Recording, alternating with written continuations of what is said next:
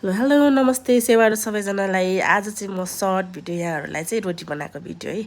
अनि यो रोटी चाहिँ कस्तो नराम्रो भयो किन भनेर भन्नुहुन्छ नि, एउटा हातमा मेरो मोबाइल छ अनि भिडियो बनाउँदै रोटी बनाउँदा चाहिँ त्यति धेरै कन्सन्ट्रेट हुँदैन नि त।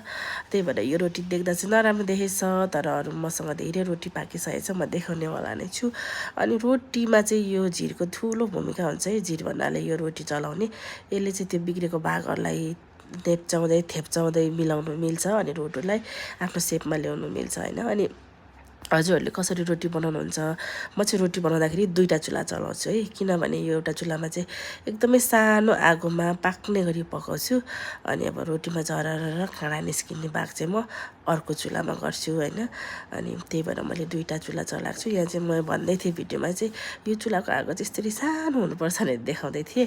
अनि अब हेर्नुहोस् है, यतापट्टि चाहिँ एकदमै के भन्छ हाई हिटमा हुनुपर्छ। त्यही भएर त्यहाँ हेर्नुहोस् त कराईको गति हाई हिट हुनुपर्छ नि, यसरी राम्रो काँडा निस्किन्छ हैन।